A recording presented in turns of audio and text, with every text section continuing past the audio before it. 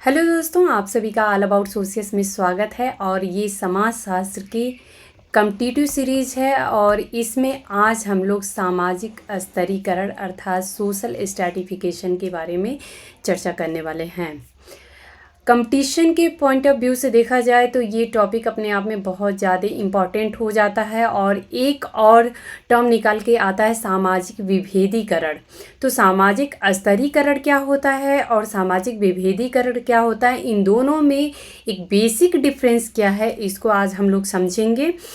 साथ ही सामाजिक स्तरीकरण के बारे में विभिन्न विचारकों ने अपने क्या परिभाषाएं दी हैं उसको हम लोग समझेंगे। सामाजिक स्तरीकरण की विशेषताएं क्या हैं, सामाजिक विभेदीकरण की विशेषताएं क्या हैं, इन दोनों में अंतर कैसे हम कर सकते हैं, तो इसको हम लोग चलिए समझते हैं।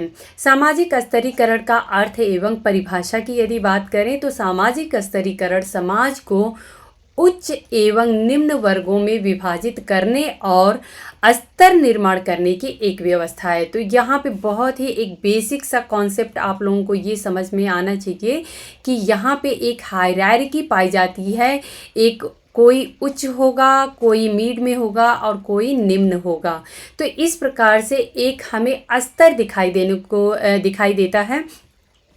यहाँ पे मैं आप लोगों को ये बता दूं कि जो ये स्तरीकरण का या सामाजिक स्तरीकरण का जो कॉन्सेप्ट है ये जियोलॉजी से लिया गया है। जियोलॉजी से ये लिया गया है। इसे कहते हैं भूगर्भ विज्ञान। तो ये भूगर्भ विज्ञान से लिया गया है। और आप सभी को यदि भूगोल के बारे में थोड़ा बहुत पता हो तो आप लोगों को पता है कि जो धरती है इसकी कई सारी लेयर्स हैं जिनकी अपनी अलग अलग प्रॉपर्टी होती है। उसी के बेस पे सामाजिक स्तरीकरण का कॉन्सेप्ट भी देखने को मिलता है, जिसमें कि हम लेयर बाय लेयर समाज में कई स्तर पाते हैं और प्रत्येक स्तर की अपनी एक विशेषता होती है, प्रॉपर्टी होती है।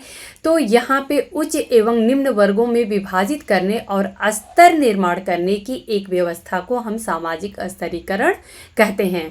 प्रत्येक समाज अपनी जनसंख्या को आय, व्यवसाय, संपत्ति, जाति, धर्म, शिक्षा, प्रजाति एवं पदों के आधार पर निम्न एवं उच्च श्रेणियों में विभाजित करता है। यहाँ पे अब हम लोग ये समझ लेते हैं कि जो विभिन्न विचारक हैं इन्होंने सामाजिक स्तरीकरण के बारे में क्या कहा है, इनके कथन क्या हैं। तो ये कथन जो होते हैं अपने आप में बहुत ज़्यादा इम्पॉर्टेंट होते हैं क्योंकि विभिन्न परीक्षाओं में ये पूछ दिए जाते हैं।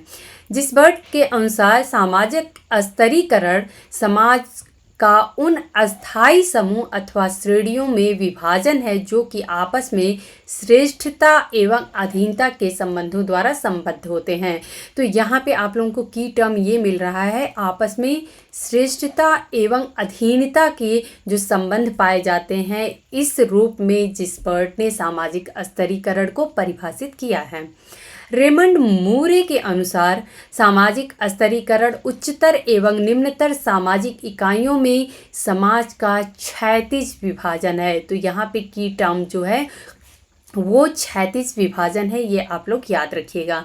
सदरलैंड एवं वुडवर्ड के अनुसार सामाजिक स्तरीकरण जो है वो केवल अंतःक्रिया एवं विभेदीकरण की ही एक प्रक्रिया है जिनमें कुछ व्यक्तियों को दूसरे व्यक्तियों की तुलना में उच्च स्थिति प्राप्त होती है। तो यहाँ पे कुछ व्यक्तियों को दूसरों व्यक्तियों की तुलना में जो उच्च स्थिति प्राप्त होती है उसी को हम स्तरीकरण कहते हैं और इसी को अंतःक्रिया या विभेदीकरण के एक प्रोसेस के रूप में हम देखते हैं। तो ये कथन सदरलैंड एवं वुडवर्ड का है, आप लोग ध्यान रखिएगा। टालकट पार्सन्स के अनुसार किसी समाज व्यवस्था में व्यक्तियों को ऊपर और नीचे क्रम विन्यास में विभाजन ही स्तरीकरण कहलाता है। बात एक ही है, मीनिंग एक ही निकलती है, बस इनके कुछ की टर्म हैं जिनको हमें समझना है और इसी से विचारक जो होते हैं वो संबंधित होते हैं। तो क्रम विन्यास की बात जो है वो टालकट पार्सन्स करते हैं। आगबन एवं निमकाफ के कथन है कि वह प्रक्रिया है जिसके द्वारा व्यक्तियों एवं समूहों को थोड़ी बहुत अस्थायी परिस्थितियों के उच्चता एवं निम्नता के क्रम में श्रेणीबद्ध किया जाता है। इसी को स्तरीकरण के नाम से जाना जाता है। तो यहाँ पे जो की टर्म है वो परिस्थितियों की बात करते हैं। ये आगमन एवं निम्नकाप की परिस्थितियों के उच्चता एवं निम्नता के क्रम में जो हम श्रेणीबद्ध करते हैं, इसी को स्तरीकरण कहते हैं। अब सामाजिक स्तरीकरण एवं विभेदीकरण आखिर में क्या होता है? तो सामाजिक स्तरीकरण में ये हमें समझ में आ गया कि हमें स्तर देखने को मिलते हैं, इसमें लेयर होता है।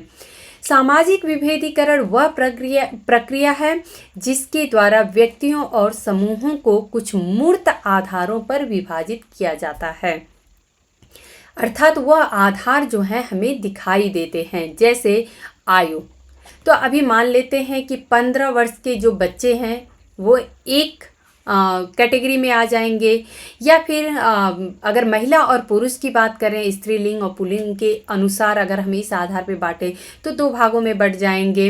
बुद्धि की बात करें तो बुद्धि के अनुसार होता है। व्यक्तित्व के धर्म, शिक्षा एवं भाषा तथा संपत्ति के आधार पर व्यक्तियों को अनेक वर्गों में विभाजित कर दिया जाए तो इसी प्रक्रिया को सामाजिक विभेदीकरण कहा जा सकता है, या कहते हैं।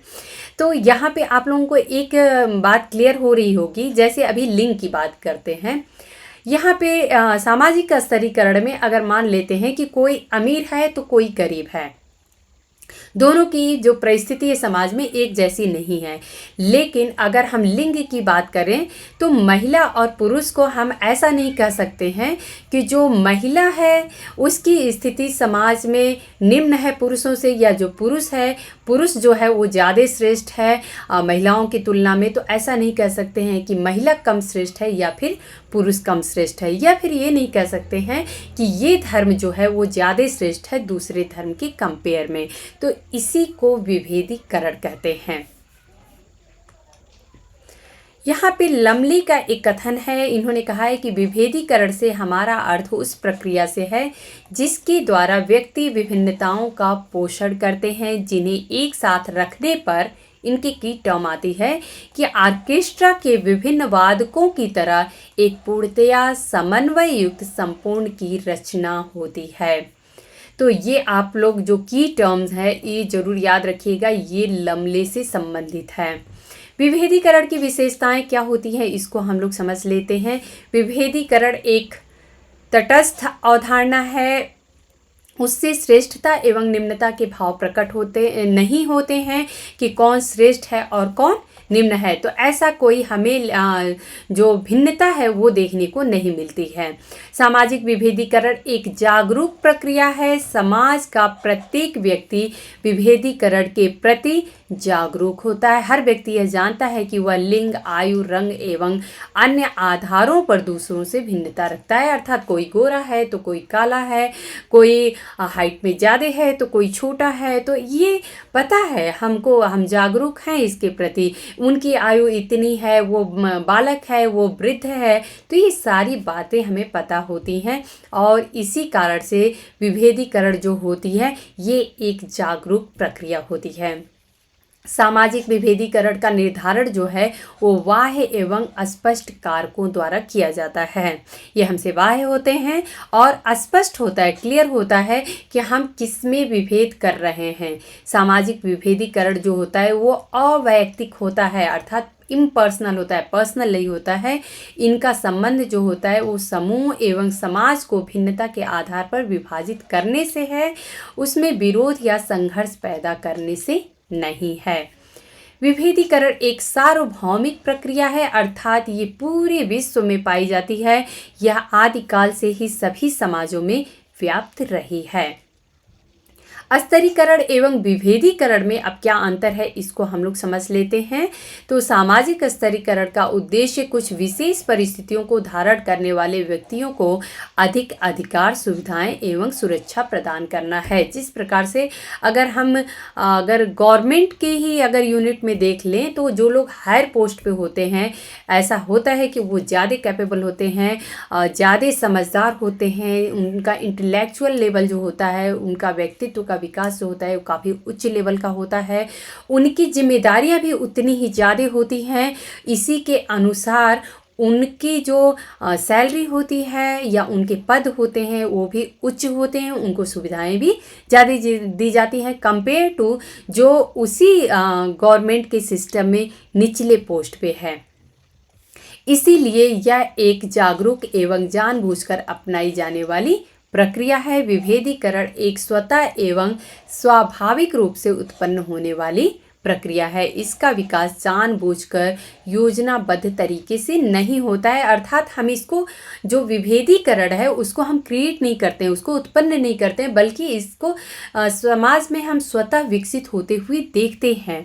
सामाजिक विभेदीकरण में तो केवल व्यक्तियों एवं समूहों के बीच भिन्नता ज्ञात होती है, जबकि स्तरीकरण से भिन्नता के साथ साथ उच्चता, निम्नता, विशेषाधिकार, सुविधाएं एवं अधीनता का भी ज्ञान होता है।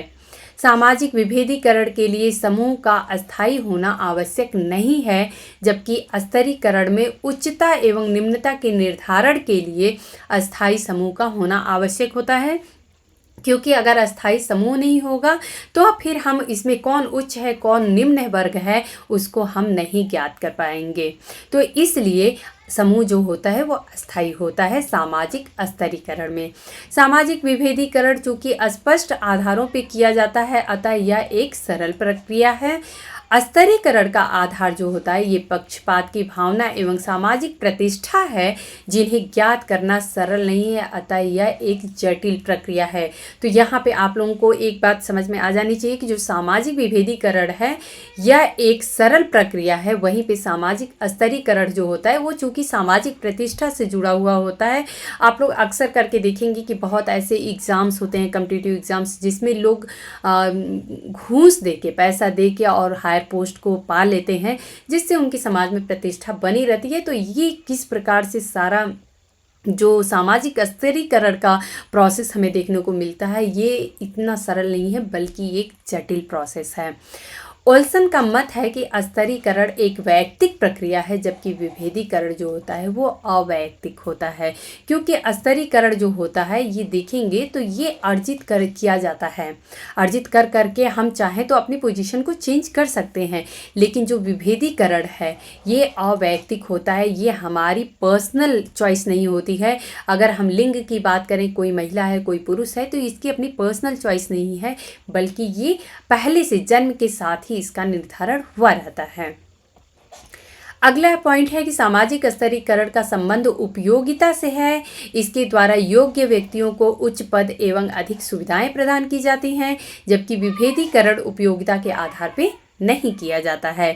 अब किसी बच्चे की तुलना किसी वृद्ध से नहीं कर सकते हैं, या किसी दो धर्मों की तुलना नहीं कर सकते हैं, या फिर शिक्षा के अगर फील्ड में देखें तो हम ऐसा नहीं कर सकते हैं कि शिक्षा में ये फील्ड जो है वो ज़्यादा इम्पॉर्टेंट है दूसरे फील्ड की कंपेयर में। जैसे कि अगर मान लें कि हम मेडिकल को ले लें, इंजीनियरिंग को ले लें, आर्ट्स को ले लें, तो सबकी अपनी खुद के अस्तित्व हैं, अपने उनके महत्व हैं।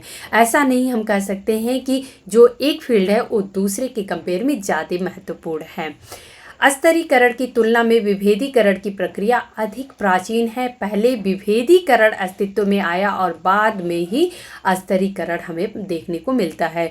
तो सबसे पहले विभेदीकरण आया है समाज में, बाद में स्तरीकरण अस्तित्व में आया है। यहाँ पे आप लोगों को एक इमेज दिख रहा है, ये स्तरीकरण है। जैसे कि यहाँ पे आप लोग ये लोअर क्लास देख सकते हैं, यहाँ पे ये मिडिल क्लास देख सकते हैं, और यहाँ पे आप लोग देख सकते हैं अपर क्लास, जो कि काफ़ी हायर लेवल पे होते हैं, जो ओनर होते हैं, लैंडलॉर्ड्स होते हैं, पूंजीपति वर्ग होता है। तो ये जो होते हैं ये अपर क्लास में आते हैं। तो इस प्रकार से हमें एक लेयर देखने को मिलता है, क्षैतिज विभाजन देखने को मिलता है। तो इसी को हम स्तरीकरण कहते हैं। सामाजिक स्तरीकरण की आखिर में आवश्यकता क्यों पड़ी? अगर इस प्रश्न का हल हम लोग ढूंढें तो देखा जाए तो समाज में जो जितने भी कार्य हैं, प्रत्येक कार्य को प्रत्येक व्यक्ति नहीं कर सकता है, ना ही वो उतना ज़्यादा समझदार हो सकता है या बुद्धि कौशल से एक समान प्रत्येक व्यक्ति हो सकते हैं। इसी कारण से प्रत्येक व्यक्ति के लिए उनकी कुशलता के अनुसार, उनकी क्षमता के अनुसार समाज के द्वारा उनका प्रतिस्पर्धा करके चयन किया जाता है कि कौन ज़्यादा किसी भी पद के लिए सूटेबल है, और इसी के अनुसार फिर उनको वैसी जिम्मेदारियां दी जाती हैं, वैसे उनको वेतन दिए जाते हैं और वैसी ही उनको सुविधाएं दी जाती हैं, वैसा पद दिया जाता है। तो सामाजिक स्तरीकरण की आवश्यकता यहीं से प्रारंभ होती है कि समाज का प्रत्येक कार्य जो है वो प्रत्येक व्यक्ति नहीं कर सकता है। कुछ व्यक्ति ऐसे होते हैं, उनका बुद्धि कौशल इस लेवल का होता है जो कि एक नॉर्मल काम कर सकते हैं। नीचे के स्तर पे हम देखें, निम्न स्तर पे, तो निम्न वर्ग कहलाते हैं। वहीं पे अगर कुछ ऐसे हैं कि जो कि पद में या सामाजिक परिस्थिति में काफ़ी ज़्यादा उच्च होते हैं, उनकी इंटेलिजेंसी लेवल भी उतनी ही ज़्यादा होती है, कौशल क्षमता भी उतनी ज़्यादा होती है, तो उसी के अनुसार उनको, उसी पद के अनुसार उनको समाज में इज्जत मिलती है, पुरस्कार मिलता है, वेतन मिलता है, सुविधा मिलती है। तो सामाजिक स्तरीकरण की आवश्यकता हमें यहीं से दिखाई देती है, क्योंकि समाज में विभिन्न कार्य जो हैं वो सभी को पूरा करना है। इस प्रकार से विभिन्न प्रकार के विभिन्न वर्गों के व्यक्तियों की या जो लोग हैं उनकी आवश्यकता पड़ती है। सामाजिक स्तरीकरण की विशेषताएं कौन कौन सी हैं? तो ट्यूमिन ने सामाजिक स्तरीकरण की निम्न विशेषताओं का उल्लेख किया है। सामाजिक स्तरीकरण की प्रकृति जो होती है वो सामाजिक होती है, तो ये सभी को अंडरस्टूड है कि सामाजिक स्तरीकरण ही सामाजिक होगी।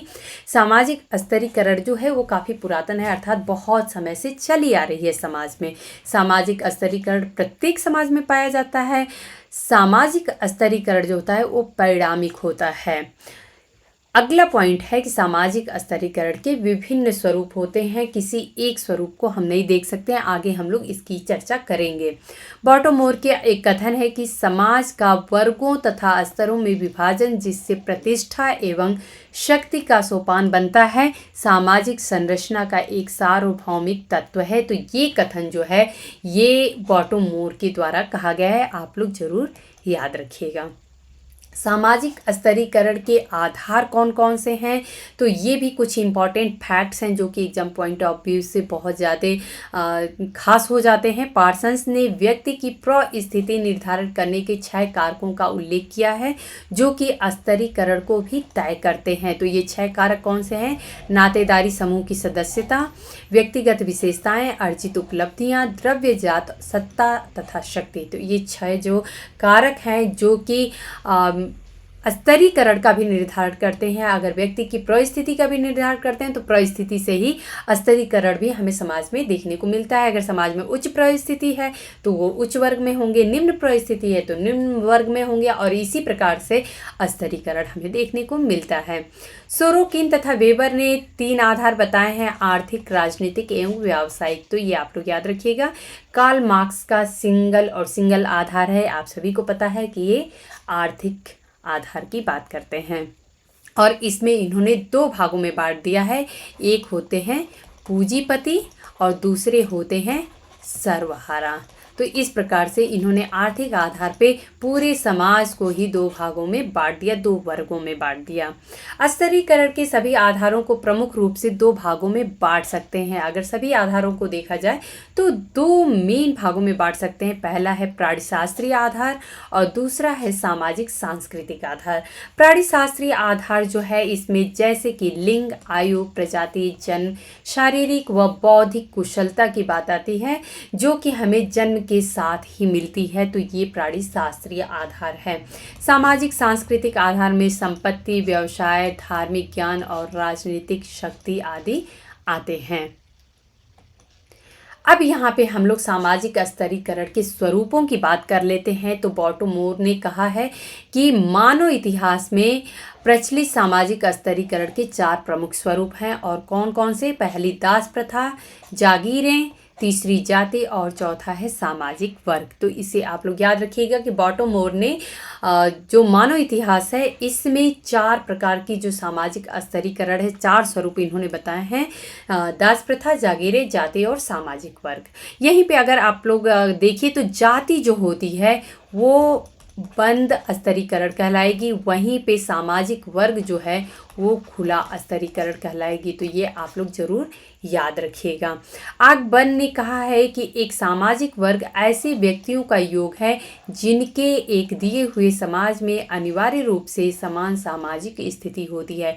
इसको डबल इन्वर्टेड कामा में कर लीजिए आप लोग। ये इनका कथन है कि एक सामाजिक वर्ग ऐसे व्यक्तियों का योग है जिनके एक दिए हुए समाज में अनिवार्य रूप से समान सामाजिक स्थिति होती है। जैसे कि निम्न वर्ग की बात कर लें तो निम्न वर्ग का एक कैटेगरी आ जाएगा, वहीं पे मध्यम वर्ग की बात करें तो मध्यम वर्ग का एक आएगा, वहीं पे उच्च वर्ग जो है वो एक कैटेगरी में आ जाएंगे। मैकाइवर एवं पेज का कथन है कि एक सामाजिक वर्ग, यहाँ पे भी आप लोग डबल इन्वर्टेड कामा डाल लीजिएगा, कि एक सामाजिक वर्ग समुदाय का वह भाग है जो सामाजिक स्थिति के अनुसार दूसरों से पृथक किया जा सके। तो ये कथन मैकाइवर एवं पेज का है, आप लोग याद रखिएगा। विल स्ट्रीट ने वर्गों के निर्धारण के 7 आधार बताए हैं, वेरी वेरी इंपॉर्टेंट, ये आप लोग जरूर याद रखिएगा। पहला है संपत्ति, धन और आय। दूसरा है परिवार एवं नातेदारी, जिसकी बात पार्सन्स ने भी की है।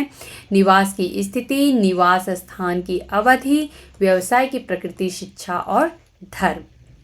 तो दोस्तों, ये सामाजिक स्तरीकरण से संबंधित एग्जाम पॉइंट ऑफ व्यू से जुड़े हुए कुछ इम्पॉर्टेंट फैक्ट्स थे, कुछ कथन थे और कुछ कॉन्सेप्ट भी थे जिसको हम लोगों ने क्लियर किया। अपने नेक्स्ट लेक्चर में हम लोग सामाजिक स्तरीकरण के जो सिद्धांत हैं, जैसे जो अगर हम प्रकार्य का सिद्धांत बोलें या फिर हम संघर्ष का सिद्धांत बोलें, तो इस प्रकार के सिद्धांतों की चर्चा हम लोग अपने नेक्स्ट लेक्चर में करेंगे।